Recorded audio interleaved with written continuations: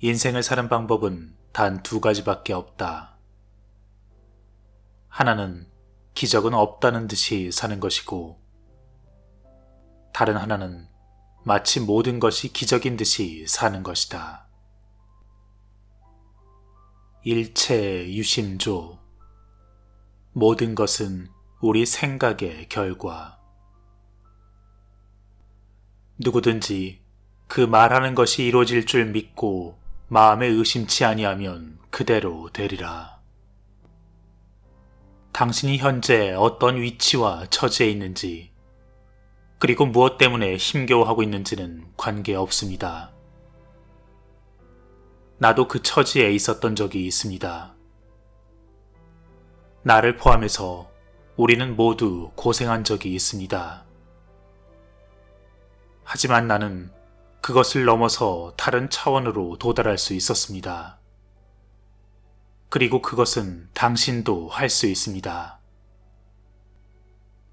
그러므로 당신만 협력해 준다면 이제 우리가 함께 하려고 하는 것은 기적을 만드는 일입니다.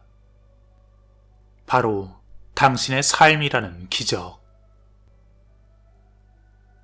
밖을 보는 자 꿈을 꾼다. 안을 보는 자 깨닫는다. 우리는 내부를 들여다볼 것입니다. 그리고 우리는 함께 깨어남을 얻을 것입니다. 이제 내가 요청할 것은 당신이 갖고 싶거나 하고 싶거나 되고 싶은 어떤 것을 선택하라는 것입니다. 당신에게 갑자기 정말로 큰 돈이 생겼습니다. 그때 당신은 무엇을 할까요? 새 차를 사고, 그동안 원했던 온갖 좋은 것들을 사고, 세계 여행을 하며 다른 많은 놀라운 일을 하겠죠. 이런 것은 모두 훌륭한 일입니다. 하지만 그것들이 당신이 진정으로 원하는 것일까요? 한바탕 소란이 가라앉은 후 어느 날 아침 해변에서 잠을 깬 그때 당신은 무엇을 할 것인가요? 그 시점에 자기 삶으로 무엇을 하겠는가? 바로 그걸 생각해 봐야 한다는 것입니다. 다시 말해, 갑자기 생긴 부로 평소에 원하던 그 모든 것을 다 이루었을 때, 그때 떠오르는 소망이 당신의 진정한 소망인 것입니다. 그 이전까지의 소망은 사실 거의 대부분 돈과 연계된 가짜 소망. 이제 당신은 그 모든 소원이 이루어진 평온의 상태에서 당신의 진짜 소망을 찾는 것입니다. 당신이 진정으로 갖고 싶고 하고 싶고 되고 싶은 것. 마치 다시 어린아이가 된 것처럼 생각해 보십시오. 그때 당신은 불가능이나 한계에 대해 생각하지 않았습니다. 당신은 우주비행사 또는 소방차 운전사가 되겠다고 생각했습니다. 하지만 이제 어떤 것이 마음에 떠오르나요? 무엇이든 변화를 시작하는 제일 나은 방법은 현재를 온전히 사는 것이며, 현재를 온전히 사는 제일 좋은 방법은 감사하며 사는 것입니다. 왜냐하면 감사야말로 삶을 변화시킬 수 있는 가장 강력한 것이기 때문입니다. 모든 것은 기쁨에 화답한다. 삶이 음악인 곳에서는 만물이 한 곳으로 모입니다. 이것은 새 질서, 새로운 삶이며 시대의 메시지, 찬란한 인성의 위대한 복음. 이것은 탁월한 실존 철학의 중심이 되는 진리로서 최고선은 행복이며 천국은 지금 여기에 있다는 것이다. 그저 기뻐하라. 그저 기뻐하라. 그렇게 하면 모든 것이 바뀐다. 나는 당신에게 그저 기뻐하라고 권합니다. 그리고 감사할 무언가를 찾아내기 바랍니다. 오래전에 내가 빈털터리로 고생하고 있을 때 감사에 관해서만 계속 이야기하는 무료 세미나에 참가한 적이 있습니다. 그들은 계속해서 감사하라고 말하고 있었지만 나는 이렇게 생각했습니다. 뭔가 고마워할 것이 있어야 감사할 수 있지. 그렇게 회의적인 태도로는 아무것도 이룰 수 없을 터였습니다. 그러다 어느 순간 그래, 이 감사 연습을 한번 제대로 해보자라는 생각이 들었습니다. 그리고 연필을 집어들었습니다. 그저 평범한 연필. 좋아, 이 연필에 감사해야겠다. 처음에는 그다지 진지하게 생각하지 않았습니다. 연필을 보면서 말하기 시작했습니다. 그래, 이 연필로 쇼핑 목록을 만들 수 있고 또 쓸 수 있는 게... 그러면서 연필로 쓸 수 있는 여러 가지를 생각해내기 시작했습니다. 시를 쓸 수 있고, 노래를 쓸 수 있고, 연애 편지도 쓸 수 있고, 책도 쓸 수 있고. 그렇게 아이디어를 쏟아내기 시작하면서 갑자기 내 안에 변화가 생겼습니다. 연필에 진정 감사한 느낌이 들기 시작한 것입니다. 그리고는 연필 끝에 지우개를 보며 이건 천재적이라는 생각이 들었습니다. 나는 갑자기 그 평범한 연필 한 자루를 기적으로 보게 되었습니다. 그저 짧은 막대에 지나지 않는 이것은 얼마나 놀라운 물건인가. 흑연이 박혀 있어 글을 쓸 수 있고 지우개 조각이 멋지게 달린 막대. 그것이 내 가슴과 나 자신과 다른 모든 것을 열어젖힌 삶의 전환점이 되었습니다. 나는 나를 막고 있는 것을 제거하고 삶이 내 안에 들어오도록 허용했습니다. 비판적이고 불행하고 가엾은 존재가 되는 대신 내 주변의 모든 사람과 모든 것들에 감사한 마음을 가지기 시작했습니다. 그것이 바로 감사의 힘입니다. 지금 당장 당신이 무엇인가에 감사함을 느껴보기 바랍니다. 그것은 당신을 지금 바로 이 순간으로 데려올 것이며 당신의 에너지를 변화시킬 것입니다. 그리고 그저 기뻐하십시오. 그저 기뻐하십시오. 그러면 기분이 좋아지면서 그 감사의 에너지에 걸맞는 더 많은 것을 자신에게 끌어당길 것입니다. 끌어당김의 법칙은 당신의 믿음 위에서 통합니다. 그것은 우리의 신념 체계 위에서 작동되는데 그 대부분은 의식적 마음 속에 존재하지 않습니다. 믿음은 끌어당김의 법칙을 좌우하는 요소이지만 그 믿음은 의식적 믿음이 아니며 바로 여기서 모든 사람이 줄곧 해왔던 큰 실수가 드러납니다. 그들은 생각했습니다. 이제 여기 앉아 생각만 하면 된다. 그렇게 사람들은 이것에 대해 생각하고 시각화하지만 그것만으로는 충분치 않습니다. 왜냐하면 우리에게는 의식적 마음과 무의식적 마음이 있기 때문입니다.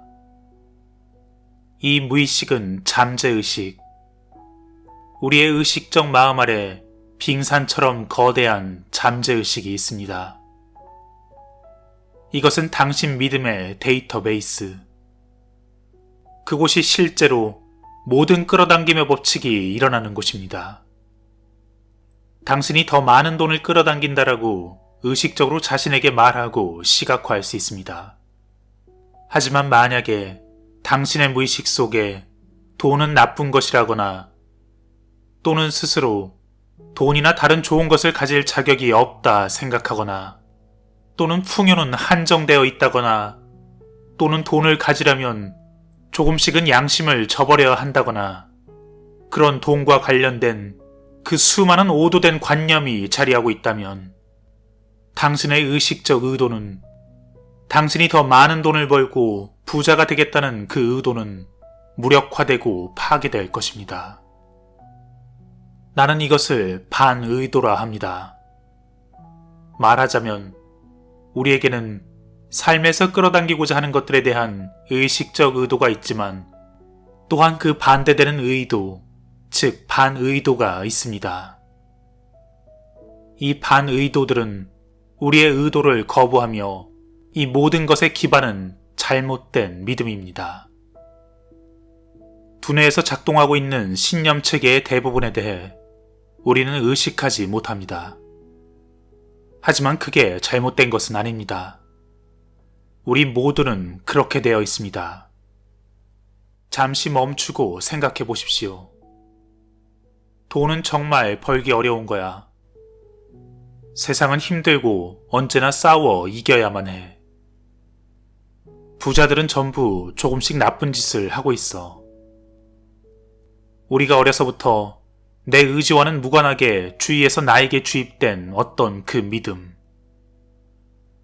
우리는 그것이 이 세상이 작동되는 방식이라 가정하고 그 모든 정보를 입력했습니다. 지금껏 우리는 그것이 현실이라고 생각했습니다. 그것이 바로 믿음입니다. 그리고 그것이 우리의 무의식을 지배하고 조종하고 있습니다. 그러다 어느 순간 당신은 의아해 합니다. 나는 왜 완벽한 이성관계를 맺을 수 없는 걸까? 나는 왜 큰 돈을 벌지 못했을까? 나는 왜 성공하지 못했을까? 나는 왜 무엇을 할 수 없을까? 그것은 당신 잘못이 아닙니다. 그것은 당신 믿음 속에 뿌리 깊게 박힌 믿음 체계 때문입니다.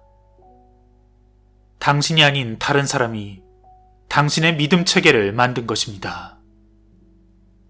이제는 여러분 스스로 당신의 무의식을 지배하는 당신의 새로운 믿음 체계를 만들어야 합니다. 이제는 바뀔 것입니다.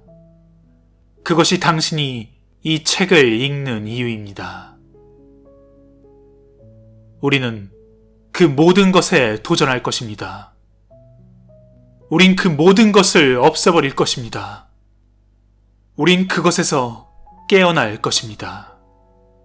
그 믿음 체계를 바꿀 것입니다. 나도 그렇게 했습니다. 당신도 그렇게 할 수 있습니다. 그 누구든 어떤 사람이든 모두가 그렇게 할 수 있습니다. 마음은 주크박스처럼 언제든 생각을 바꿀 수 있네. 널 자유롭게 하는 생각을 선택해. 행복하게 하는 생각을 선택해. 마음은 주크박스처럼. 정화. 정화는 앞으로 우리가 반의도를 제거할 때 쓸 도구이고 방법입니다. 당신 삶에서 벌어지고 있는 것들을 진정으로 깨끗이 청소하기 위한 것. 당신이 무엇인가 끌어당기고자 하지만 그렇게 되지 않을 때 그것은 당신 잘못이 아닙니다. 사실상 당신은 프로그래밍 된 대로 할 뿐이고 끌어당김의 법칙 또한 그것이 원래 작동하는 방식으로 움직이고 있을 뿐입니다. 끌어당김의 법칙은 우리의 무의식적 믿음 체계에 들어맞는 것을 우리에게로 끌어당깁니다. 그러므로 우리는 이제 도움이 되지 않는 믿음들을 정화해야 합니다. 그게 전부입니다. 우리는 그 너머를 탐구할 것입니다. 정화 작업은 깨어남의 경지. 일단 깨어나면 당신은 가능성의 영역, 그 무한의 가능성의 장에 들어서기 때문에 당신의 영역은 어떤 한계나 경계도 없는 전체 우주가 됩니다. 거기서는 제한이나 제약이 없습니다. 오직 존재하는 유일한 한계와 제약은 당신 내면의 믿음 체계 속에만 있습니다. 그 무의식의 믿음 체계, 우리의 잠재의식. 그것이 자기계발 프로그램이 작동하지 않는 이유입니다. 이것은 잃어버린 비밀. 당신의 의도가 생명력을 가지게 하려면 반의도를 정화해야 한다는 것이 바로 그것입니다. 이전에 나는 지금처럼 작가나 음악가도 아니었고 영화에 출연할 수 있는 사람은 더구나 아니었습니다. 70년대 나는 한때 노숙자였습니다. 전에는 이 일에 대해 말하기를 꺼렸습니다.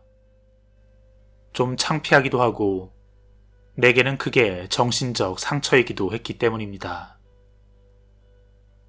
하지만 시간이 흐르면서 내 이름이 알려지고 책이 출판된 후에는 더욱 널리 알려져서 사람들은 내 이야기를 듣고 싶어 했습니다. 그래서 내 이야기를 하기 시작했고 사람들은 거기서 영감을 얻곤 했습니다. 그때 나는 생각했습니다. 나처럼 노숙자로 살던 사람도 지금처럼 베스트셀러 작가가 되고 부유하고 저명하게 될 수 있다면 다른 사람들의 삶도 모두 바뀔 수 있다고. 그렇습니다. 당신의 삶도 바뀔 수 있습니다. 나의 삶이 그랬습니다. 70년대 후반, 텍사스주 달라스에서 노숙자로 살다 휴스턴으로 옮겼습니다. 거기에 어떻게 갔는지, 버스를 탔는지 히치하이킹을 했는지 정말로 기억이 나지 않지만 나는 10년간 극빈자였습니다. 하지만 그 와중에서도 결혼했고 우리 둘은 정말 고생을 많이 했습니다. 한때는 우울증에 걸려 극단까지 치닫곤 했죠. 한 번은 어떻게 해서 일자리를 하나 얻었는데 그 일은 내가 정말 싫어하는 일이었습니다. 마지못해 출근하며 운전대를 붙잡고 눈물을 흘리곤 했습니다. 나는 정말 불행했습니다. 하지만 내게는 목표가 있었습니다. 나는 작가가 되고 싶었습니다. 그러니까 내게는 의도가 있었죠. 그것은 내게 고귀한 의도. 최선을 다해 노력했습니다. 그 고귀한 목표로 세상에 영향을 미치고 싶었습니다.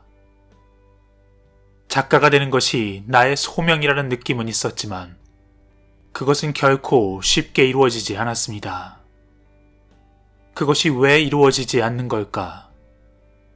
왜 나는 그렇게 힘겨워했던 걸까? 난 완전히 빈털털이었습니다. 사람들은 항상 내게 묻습니다. 그것을 어떻게 극복했나요? 당신은 어떻게 깨달음을 얻었나요? 어떻게 해서 그 빈곤을 벗어났습니까? 무엇을 했나요? 이제 내가 무엇을 했는지 말해보겠습니다. 난 모든 것을 했습니다. 나는 모든 책을 읽었습니다. 그리고 오디오 프로그램을 듣고 공공도서관에서 살다시피 했습니다. 나는 언제나 책 중독자였죠. 1900년대의 책들, 그저 기뻐하라. 당신의 희망과 이상을 현실로 만드는 법, 부자가 되는 과학적인 방법, 이런 것들을 읽었습니다. 끌어당김의 법칙, 바로 이 말을 만들어낸 윌리엄 워커 와킨스가 1900년 초반에 쓴 책도 가지고 있습니다. 그때 나는 이런 책들을 읽으면서 끌어당김의 법칙을 배웠습니다. 지금처럼 교육과정이나 프로그램이 없던 그 당시 노숙자 시절에 나는 이런 것을 그렇게 배웠습니다. 하지만 생각해 보십시오. 당신은 얼마나 행운아입니까? 지금처럼 이 책을 사서 볼 수 있고 또 당신과 나는 각자 집에서 서로 인터넷으로 대화도 할 수 있습니다. 나는 이 책들에 감사합니다. 그 힘겨운 시절에 1900년대 책들을 섭렵해왔고 이 책들이 나의 삶을 바꾸기 시작했습니다. 끌어당김의 법칙을 배우며 혼자 생각했습니다. 이것을 어떻게 작동되게 할까? 그때는 코치 같은 것도 없었고 이야기할 사람도 없었으며 아내를 만나기도 전이어서 나는 온전히 외톨이였습니다. 당연히 인터넷도 없었고 컴퓨터도 없었죠. 여러분이 지금 가지고 있는 그런 것들은 내게 없었습니다. 나는 거기서 스스로 이 자료들과 씨름하며 나 자신을 거울의 진정으로 비춰보지 않을 수 없었습니다. 그리고는 삶이 결국은 믿음에 기반을 둔다는 것을 충격적으로 깨달았습니다. 나의 삶은 믿음, 즉 내가 의식하지 못하는 믿음이 그 기반이라는 것을 알았습니다. 내게는 삶의 모든 것을 끌어당기고 있는 나를 이끌어가는 믿음들이 있었는데 난 그것이 무엇인지도 모르고 있었던 것입니다. 그 모든 책을 통해 그리고 자기 성찰을 통해서 그렇게 거울을 들여다봄으로써 그리고 잔인할 정도로 정직해짐으로써 나는 스스로 잭 런던처럼 그렇게 현란한 스타일의 위험하고 불행한 삶을 산 그런 극적인 작가들을 동경하고 있음을 깨달았습니다. 나는 무의식적으로 그들을 삶의 모델로 삼았던 것입니다. 그러니 유명한 작가가 되려면 나 역시 그렇게 불행하고 극적이며 멜로드라마 같은 삶을 살아야 한다.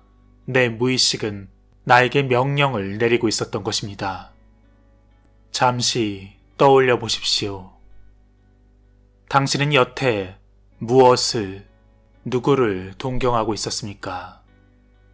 누가 당신의 삶의 모델이었는지 잠시 생각해 보십시오.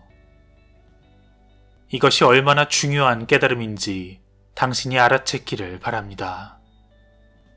그때 그 순간 결국 삶의 모든 것은 나 자신 때문임을 알았습니다. 내가 삶의 모든 것을 끌어당기고 있었습니다. 끌어당김의 법칙은 그렇게 살아서 움직이며 내 무의식적 믿음에 따라 행동했던 것이었습니다. 작가가 되려면 고통을 겪어야 해. 그렇게 내게 말하고 있었던 것입니다.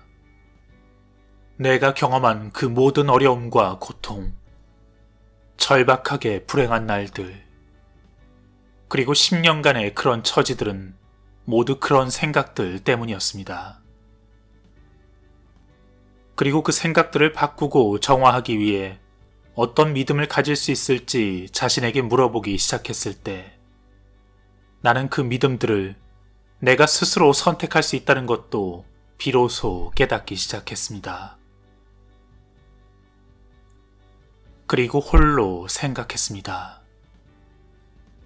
잭 런던이나 해밍웨이처럼 위대했지만 불행하고 극단적인 삶을 산 작가들이 있다면 반대로 행복하면서도 세상에 좋은 영향을 미치고 돈도 벌고 사람들을 도우며 건강하고 부유한 삶을 산 작가들도 틀림없이 있을 것이다. 그리고 나는 그런 작가들을 찾아 그들을 모델로 삼겠다 생각했습니다. 그리고 그렇게 생각하기 시작하자 내 삶이 바뀌었습니다. 이것이 내게 일어났던 일입니다. 물론 이것들 외에도 다른 많은 믿음 또한 있었기 때문에 변화는 서서히 일어났습니다. 앞으로 우리는 부정적이고 도움이 되지 않는 그렇게 자신을 제한하는 믿음들의 실마리를 풀어내고 지워버릴 것입니다. 여러분은 그렇게 자유를 얻은 후에야 진실로 갖고 싶은 것, 하고 싶은 것, 되고 싶은 것을 이룰 수 있습니다. 이 책에서 당신이 배울 것은 깨어남에 대한 것입니다. 스스로 말하는 법과 생각하는 방식에 더 주의를 집중할수록 자신의 잠재의식의 믿음이 그 형상을 드러낼 것이며, 그리하여 그 믿음들이 정확히 무엇인지 알게 되면 당신은 그것을 없애버릴 수 있습니다.